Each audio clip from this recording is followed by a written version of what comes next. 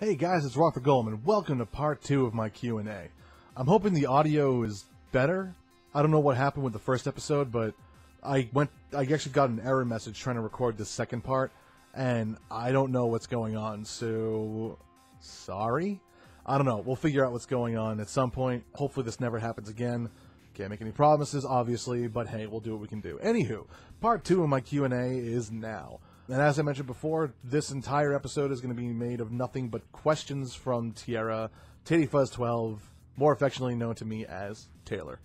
So yeah, we may as well get cracking, because some of these questions, you're killing me, kid. What do you think? Oh god, let's just go. Okay. How many weeds have you done, mate? Heart333. 1.5. No, seriously, 1.5. I tell people this story all the time, and they're like, what the hell are you talking about? 1.5 times? Well, how does that even work? Well, I'll tell you. There's only been one time, one event in which I did weed.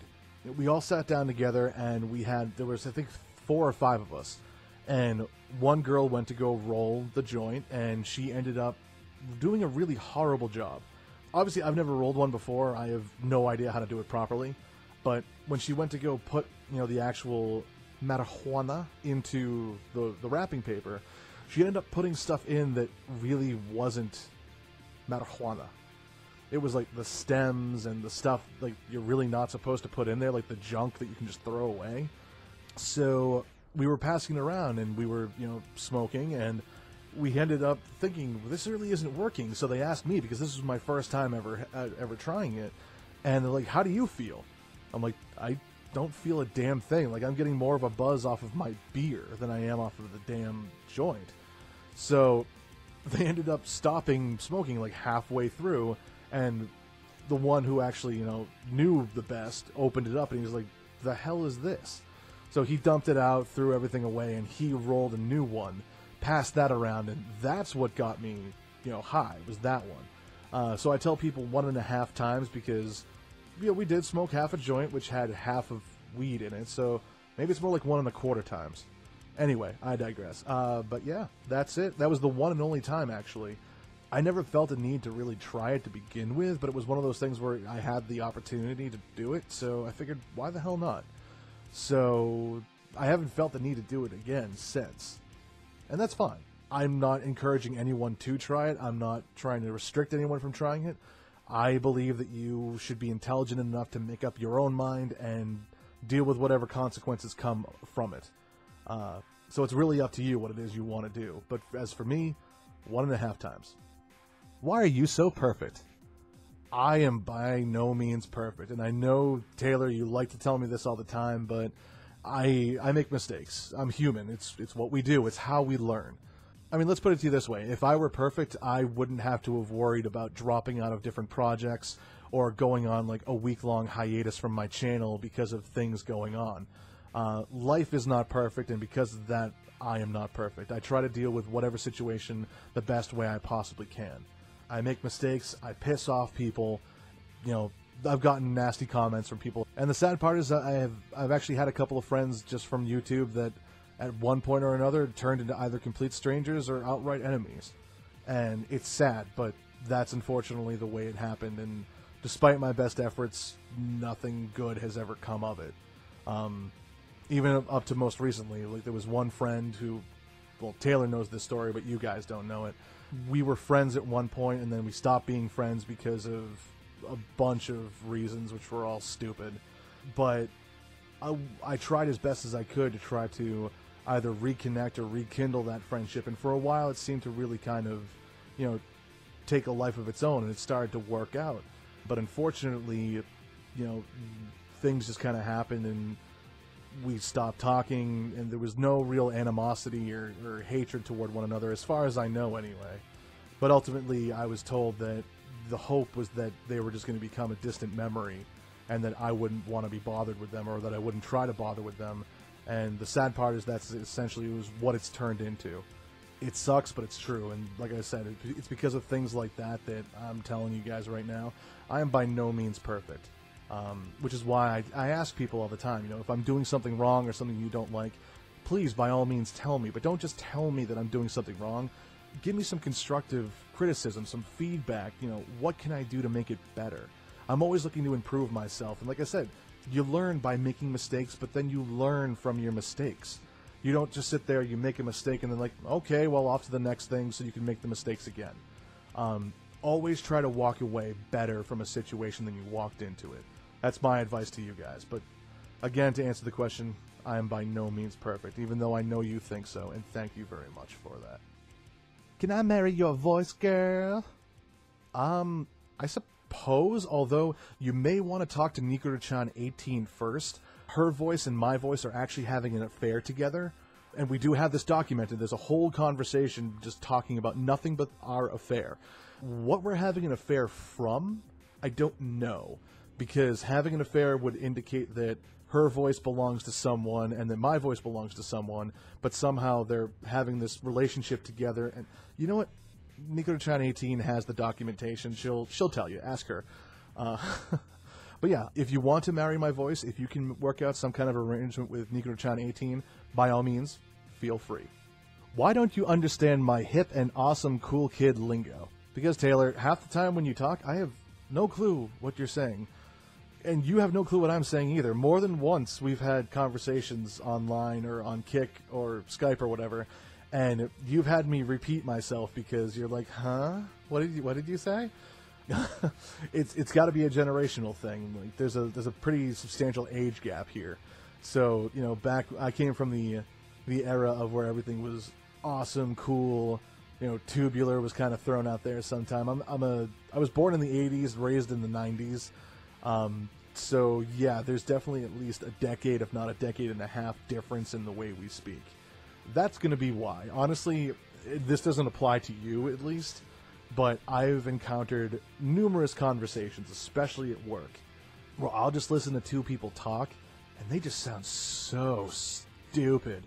I don't want to sound like I'm, you know, the jaded old man of the group or anything like that, but some stuff I can't wrap my head around it, and I don't know if it's an Ebonics type thing or what it is, but it's literally like listening to a foreign language. Not a lot of it makes sense. Do I eventually understand it? Sure, I can take some things out of context. Others, not so much. But, yeah, see, the thing is, all of this would be alleviated if you just spoke like me. That's it.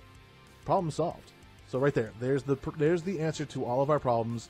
Everyone just needs to talk like me. Perfect. Will you do an impersonation of a stereotypical white girl? All right, okay. I know this one's coming, so here we go. Ready? Like, oh my god, there's this cute boy, and I don't know what to do. Should I talk to him? Should I call him? Should I text him? Let me take a selfie. There. How was that? Good? Awesome. Q. Up, and A. How long are you going to be my bae for? Well, Taylor, I could give you any kind of answer for that question, but I feel that the only way I can convey my true feelings is through the magic of song.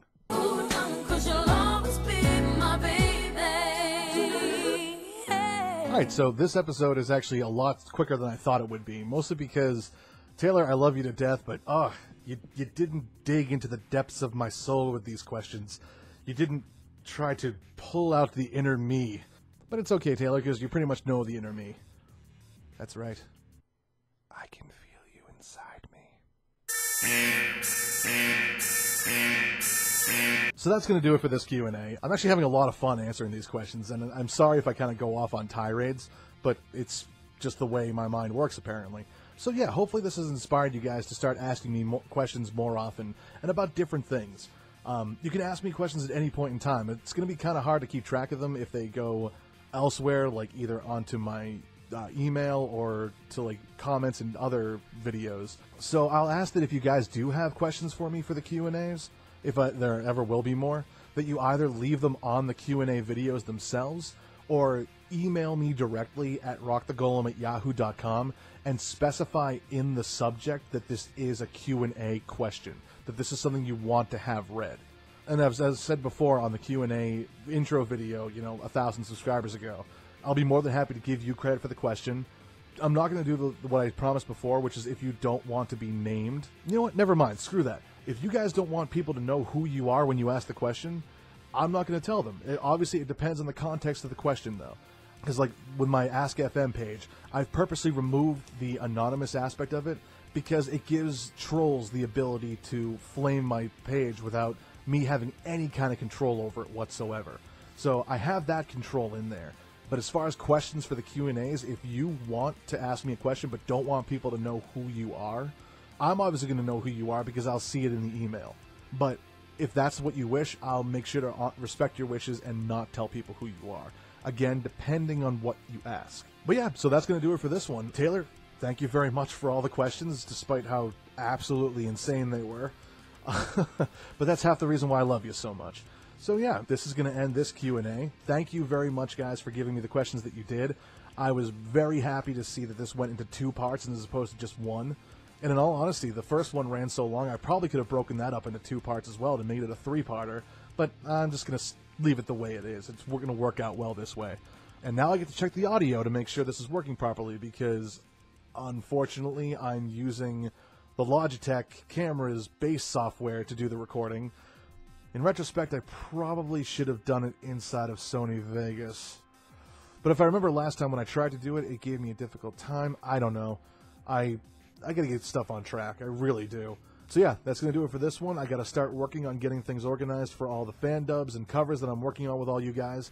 And again, if any of you are interested in working with me on something, go to the channel, the video for that post. I'll actually put it up here for the Q&A, the video at the very end that's coming up.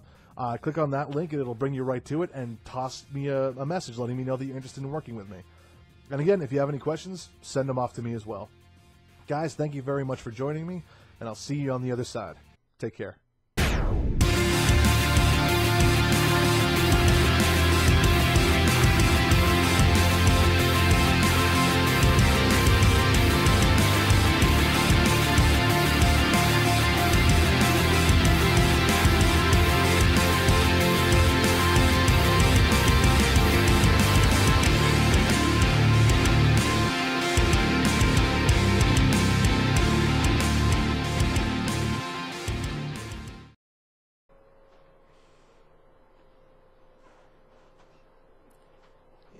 Yeah, Okay.